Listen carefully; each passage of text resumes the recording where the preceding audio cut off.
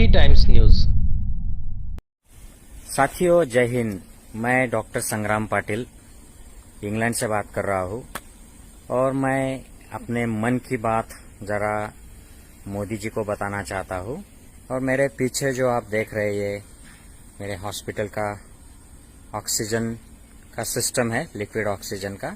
हालांकि ये छोटा हॉस्पिटल है लेकिन यहाँ पर ये सारी चीज़ें हैं और बढ़िया ढंग से काम करती है। ये दूसरा एक प्लांट है और कोविड के दरमियान यहाँ पर ये सिस्टम बहुत ज़्यादा एक्टिवेट हो गई थी पूरे हॉस्पिटल को सप्लाई करने के लिए।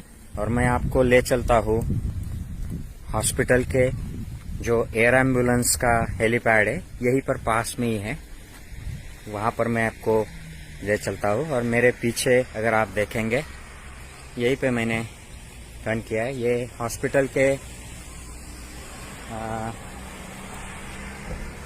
जो सिस्टम है,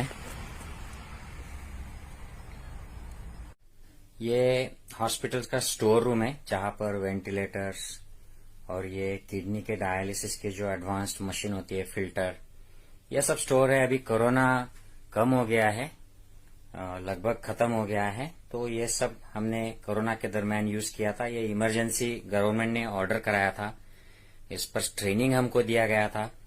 इंटेंसिव केयर में काम करते हैं, फिर उसके बावजूद हमको इस पर ट्रेनिंग दिया गया था, सब चीजों पर। ये तो मैं आपको एक हिस्सा बता रहा हूँ।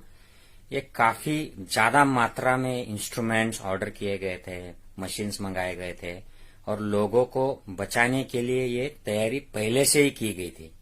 ये जो छोटी सी सैर मैंने हॉस्पिटल की कराई है, ये हमारे देशवासियों को कुछ नीचा दिखाने के लिए नहीं कराई है। ये आपने मोदी जी जो मजाक बना के रख दिया है देशवासियों का, इसके लिए मैं अपने दिल की कुछ बात रखना चाहता हूँ। इसका बैकग्राउंड क्रिएट करने के लिए मैंने कुछ चीजें बताई है। तो मोदी जी, सबसे पहले मैं आपको बताना चाहता हूँ कि आपके जो कंस्टिट्यूएंसीज, हमारे जो खासदार है, जो एमपीज है, ये 543 कंस्टिट्यूएंसीज है। और आपने जो एक हवाई जहाज और उसका जो भी साथ में आया है, एक या दो है, उस पर जो खर्चा किया है ये 8,500 करोड़ का है। और उसका मेंटेनेंस वगैरह सब मिला के ये 10,000 करोड़ तक हो ही जाएगा।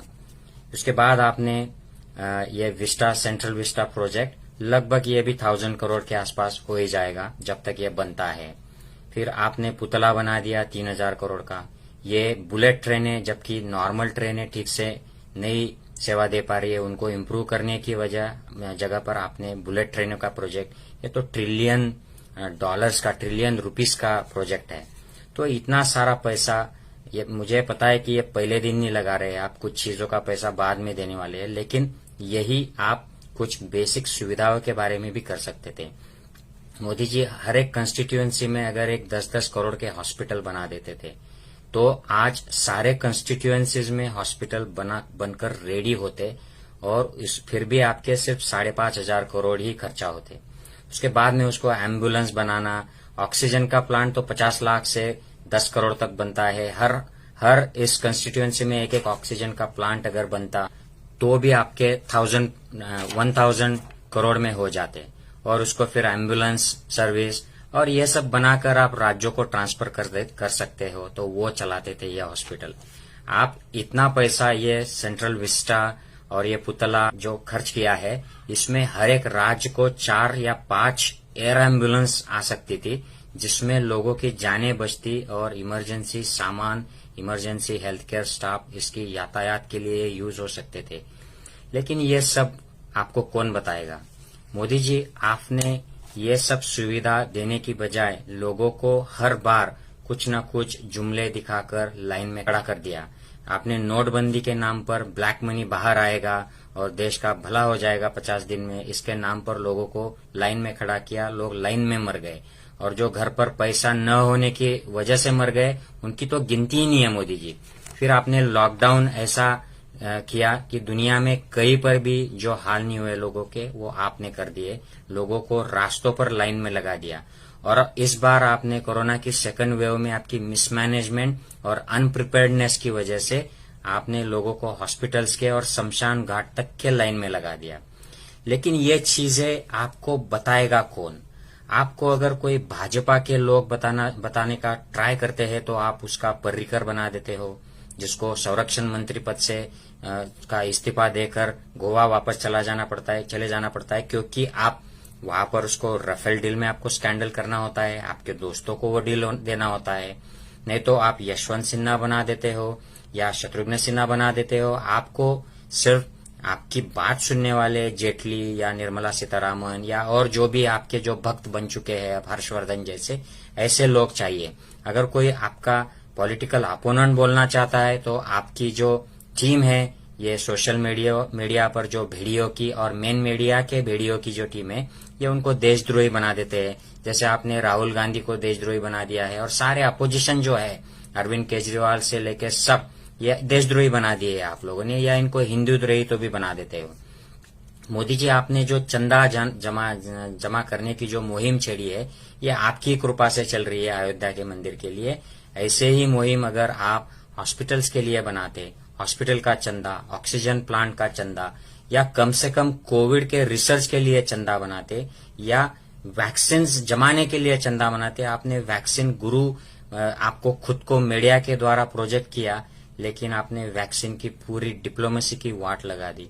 आपने वैक्सीन प्री ऑर्डर तो किए ही नहीं, किसी को जो इंडिया में वैक्सीन बन रहे थे उनको भी सपोर्ट नहीं किया, और अब वो हालात से स्ट्रगल कर रहे हैं, अभी भी आप उसको सपोर्ट नहीं कर रहे हैं। लोगों को वैक्सीन नहीं मिल रहा है और टीवी मीडिया आपको वैक्सीन गुरु करके प्रोजेक्ट कर रही है। तो ये आपको बताने वाला कोई नहीं है मोदी जी, आप सिर्फ एक तरफा आपके खुद की मन की बात बोलते हो। मैं तो ये कहता हूं कि आप गलती से उस पोस्ट पर आ गए हो मोदी जी। आपका कोई भी मॉडल सक्सेसफुल नहीं हुआ है, आपने सिर्फ डिस्ट्रक्शन ही किया है। You have been a disastrous prime minister. और मुझे मनमोहन सिंह जी की वो बात आज याद आती है कि अगर मोदी प्राइम मिनिस्टर बन जाता है तो वो देश के लिए सबसे बड़ा डिजास्टर होगा, दुर्भाग्यपूर्ण होगा। और यही बात आज मुझे साफ दिखाई दे रही है भारत में।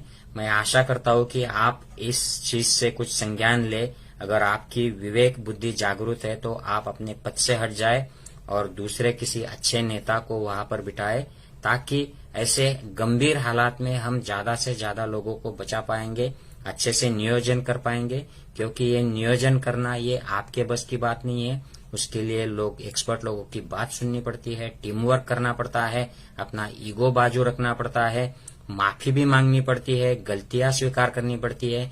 ये तो नरेंद्र मोदी के क्वालिटीज में बैठता नहीं है। Narendra Modi is a egoistic man, one way सिर्फ उसको ऑर्डर्स करना पसंद है, और अगर कोई ऑर्डर नहीं लेता है, मन की बात नहीं सुनता है, तो उसको नरेंद्र मोदी बिल्कुल दरकिनार कर देता है।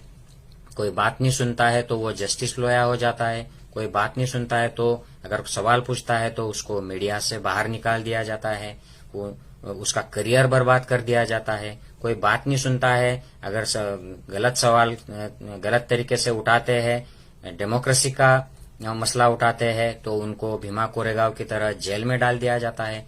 उसके लिए उनके अगेंस्ट सबूत प्लांट कर दिए जाते हैं। तो ये जो आपने मजाक करके रख दिया है देशवासियों का, देश का, देश के संविधान का और देश की यंत्रणाओं का, ये अगर रोकना होगा तो आपको इस पद से बाहर होना होगा, हटना होगा मोदी जी। साथियों, मेरी बात से सहमत हो तो प्लीज वीडियो को शेयर कीजिए, ज्यादा से ज्यादा लोगों में ये फैलना चाहिए, ताकि लोगों को पता चले कि हमने किस गलत आदमी को एक सबसे ऊंची चेयर पर बिठा दिया है। और इस बात का संज्ञान भाजपा ने भी लेना चाहिए, आरएसएस ने भी लेना चाहिए, जो चुप होकर बैठ गए हैं। उन्होंने they have shut their mouths.